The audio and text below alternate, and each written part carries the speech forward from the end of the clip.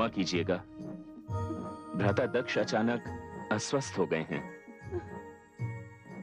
इसलिए मैं नारद भ्राता दक्ष का स्थान ग्रहण कर रहा हूं। हे भोलेनाथ, आपका स्थान सबसे ऊंचा और संबंध सबसे अधिक प्रिय है।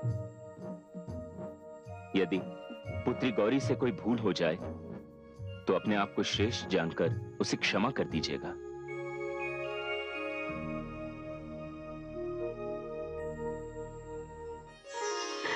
अपने पिता को क्षमा कर देना पुत्री, क्योंकि वे नहीं जानते कि कन्या के अक्षरों में कितनी शक्ति होती है। आज उनका अभिमान पराजित हो गया, उनका अहंकार चूर चूर होकर बिखर चुका है। अब उनके पास घृणा करने के लिए बचा ही क्या है। जा मेरी लाडली जा, अपना घर बसा। ससुराल जाकर अपनी मायके को न भूल जाना। माँ, अपनी माता को मत भुलाना।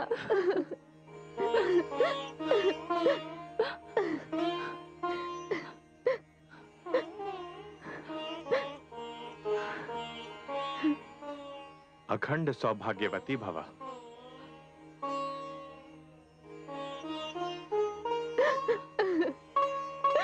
गौरी, गौरी, चल पुत्री। जाओ गौरी। आइए भोलेनाथ। तायाश्री, आपने सचमुच पिता का धर्म निभाया है। आपका ये ऋण रहा मुझ पर। पुत्री, तू मां के घर से प्रसन्नता और सुख के पुष्प लेकर जा, ऋण का बोझ नहीं।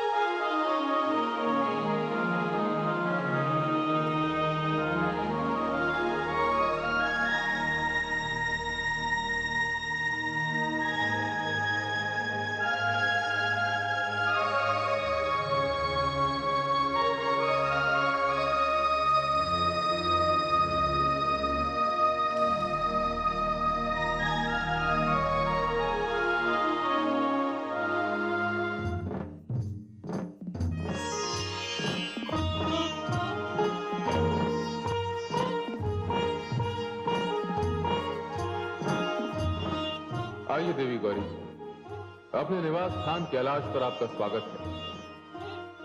अपने शुभ चरण कैलाश की धरती पर रखकर इसे पवित्र कीजिए।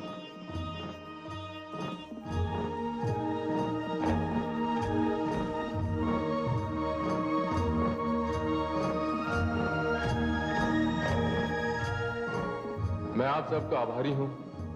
आपने बारात में सम्मिलित होकर मेरा मान बढ़ाया है। इस बारात में सम्मिलित होकर हम सब ने अपना मान बढ़ाया है।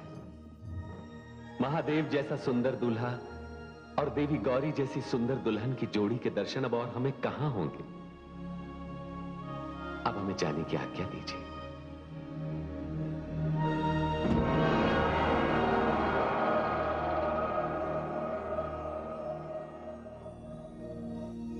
कहिए देवी, कैसा लगा आपको अपना नया निवास स्थान? स्वामी, आपने मुझे अपने हृदय में स्थान दिया। आपके हृदय से अधिक सुंदर स्थान भला क्या हो सकता है? नहीं देवी, मेरा तात्पर्य यह नहीं था, किंतु आपके पिता श्री दक्ष इस बात से चिंतित अवश्य होंगे कि उनकी पुत्री हिम से ढके कैलाश पर कैसे रहेगी। जैसे आप रहते हैं। देवी, जब तक पुरुष अकेला रहता है वो अपने निवास स्थान की ओर ध्यान नहीं देता, किंतु अपनी अर्धांगिनी को लाने से पूर्व उसे अपने निवास स्थान की व्यवस्था कर लेनी चाहिए।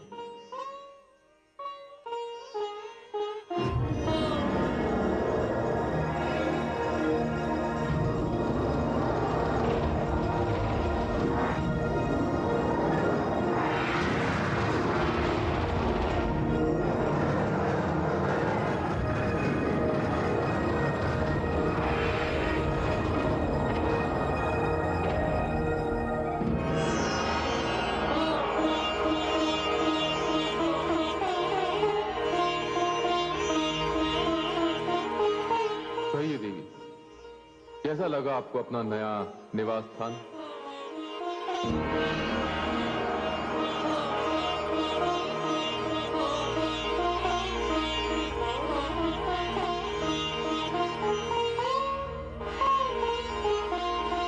हे महादेव, यदि आप आज्ञा दी तो स्वामिनी को मैं साथ ले जाऊं?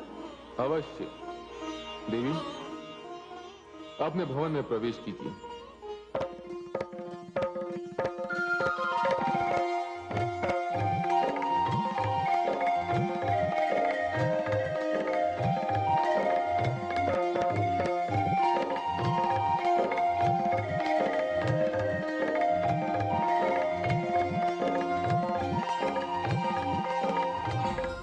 केवल आपका मान रखने के लिए मैंने पुत्री गौरी का विवाह शिव के साथ किया। यदि उसे किसी प्रकार का भी कष्ट हुआ तो इसके उत्तरदायी आप होंगे, केवल आप। बंद करो अपना नरगल प्रलाप। उसके सुख का तो तुझे ज्ञान ही नहीं है। सच तो यह है कि तुझे शिव शक्ति का अब तक आभास ही नहीं है, किंतु इसका आभास तुझे अवश्य होगा। तुझे शिव शक्ति के दर्शन भी अवश्य होंगे। कभी कभी मुझे आश्चर्य होता है, मैंने तुझसे पहले संकादिक ऋषियों की रचना की, नारद की रचना की, मनु को इस संसार में लाया, उसके पश्चात कई मानव भी, किंतु तेरे जैसा हठी, अहंकारी और आडंबर में विश्वास रखने वाला इनमें से एक भी नहीं। अब मैं चलता हूं। यदि हो सके तो नारद को धन्यवाद अवश्य देना। उसने तेरे सम्मान की रक्षा की और पुत्री गौरी को सम्मान पूर्वक यहां से विदा किया। पिताश्री, उन्हें मैं कभी क्षमा नहीं करूंगा। वही इसके सबसे बड़े कारण है। मेरी पुत्री गौरी हिम से घिरे हिमालय पर खुले आकाश के नीचे अनगिनत कष्ट सहती हुई उस निर्धन निर्लज्ज शिव के साथ बैठी होगी।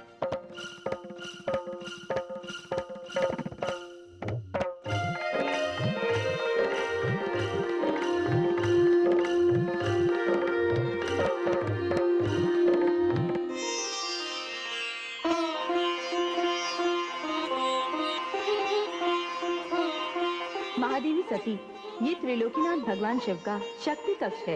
इस कक्ष के भीतर आपके अतिरिक्त किसी और को जाने का अधिकार नहीं है और ना ही किसी में इस कक्ष के भीतर जाने की क्षमता है।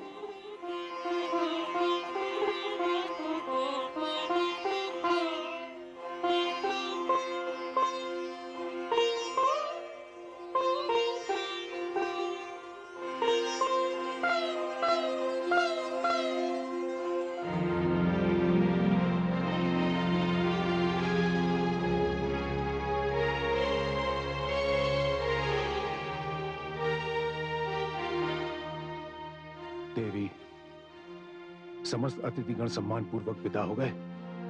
जिन्हें आपने निमंत्रण देकर बुलाया था, उन्हें पुत्री की विदाई से पहले ही आपने बुला दिया। अतिथियों को घर बुलाना और उनसे ना मिलना क्या कोई क्षम्य कार्य था? परंतु आपको कौन समझाए? आप ना तो अच्छे पिता होने का धर्म निभा सके और ना ही अच्छे अतिथि सत्कार करने वाले का। देवी, शांत हो जाइए स्वामी। और वैसे भी आपको शांति तो मिल ही चुकी होगी। संसार में आज तक ऐसा कभी नहीं हुआ कि कोई भी पुत्री अपने पिता के द्वार से इस प्रकार विदा हुई हो। विदाई के समय पिता घर में था और पुत्री उससे मिल न सकी, उसे देख न सकी। वो रोती बिलखती अपने हृदय में उदासी का भार लिए चली गई। देवी, मैंने जो भी किया उचित किया।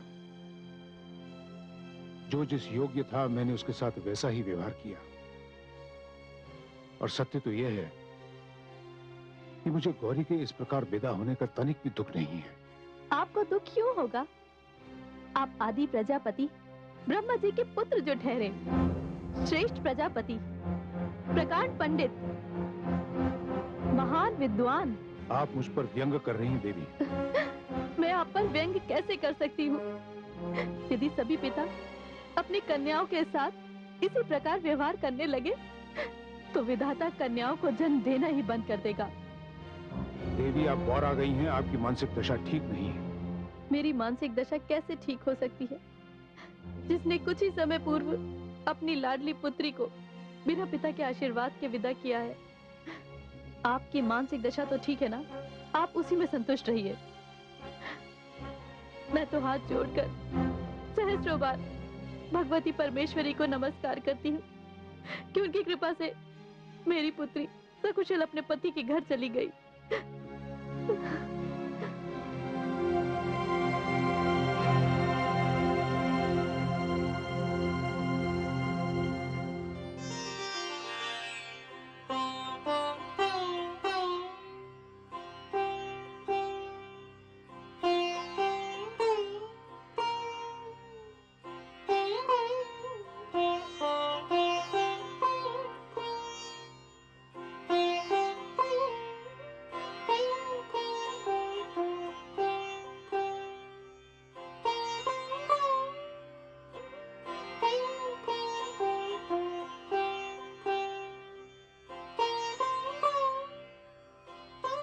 महादेवी सती,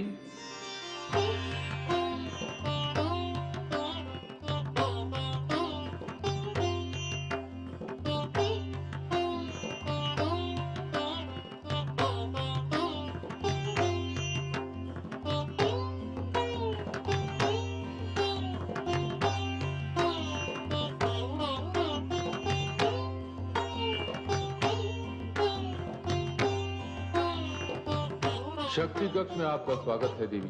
हे प्रभु, हे स्वामी, ये मैं क्या देख रही हूँ? मैं शिव की अर्धांगिनी हूँ, इसलिए मैं जानती हूँ ये कोई स्वप्न नहीं, यथार्थ है, कल्पना नहीं, सत्य है। किंतु आपका ये रूप। देवी, आप शिव की अर्धांगिनी हैं और आप जो कुछ भी देख रही हैं ये केवल आप ही देख सकती हैं, अन्य कोई देख नहीं सकता।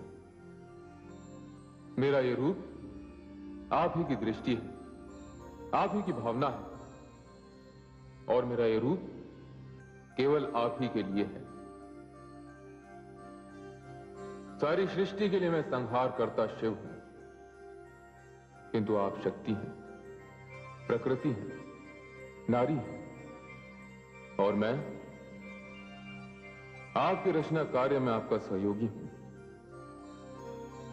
देवी, इस कक्ष के बाहर मैं शिव हूं, किंतु इस कक्ष के भीतर मैं आपका अर्धांग हूं और आप मेरी अर्धांगिनी हैं। देवी, पति पत्नी का संबंध बहुत ही पवित्र होता है, पावन होता है, मधुर होता है और इस संबंध की साक्षी उनके कक्ष की दीवारें होती। देवी, अब आप मुझे सदा ही इसी रूप में देखेंगे, क्योंकि मैं आपके अंतर्मन का शिव हूं और आप शक्ति हैं। हे शक्ति, हे शिव, हे शक्ति, हे शिव, हे शक्ति, हे शिव, हे शक्ति।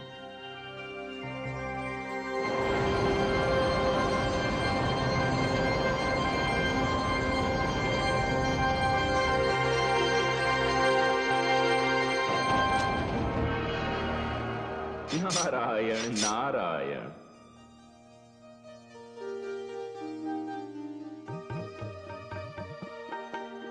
आइए देवर्षि नारद। आपने अपने सेवक को याद किया प्रभु। भ्राता दक्ष के यहाँ मुझसे कोई त्रुटि तो नहीं हो गई? इसीलिए तो मैंने आपको बुलाया है देवर्षि, कि आप जैसे महान वैरागी इतने व्यवहार कुशल और भावुक होंगे, इसका ज्ञान तो मुझे भी नहीं था। आपसे क्या छिपा है त्रिलोकीनाथ, पर मैं क्या करता। भ्राता दक्ष पुत्री गौरी पर अन्याय करने जा रहे थे। मैं वैरागी हुआ तो क्या हुआ, अपनी पुत्री पर मैं अन्याय कैसे सहन कर लेता। और सच पूछिए तो पहली बार मुझे यह ज्ञात हुआ कि मानव मोह माया के बंधन में कैसे बंध जाता है। इसीलिए तो आपके नाम का भजन कीर्तन करने वाला ये नारद जब अपनी पुत्री गौरी को विदा करने लगा तो उसके नेत्र भर आए। ये तो मैंने देखा देवर्षि। आप तो जानते हैं कि आप और प्रजापति दक्ष दोनों ही ब्रह्मा जी की संतान हैं। आपके स्वभाव और सरलता पर जितना अभिमान किया जा सकता है, उतना ही अहंकार और अभिमान पर दुख प्रकट किया जा सकता है। और इसीलिए तो कहा जाता है कि आधी जल से भरी गगरी सदैव छलकती रहती है।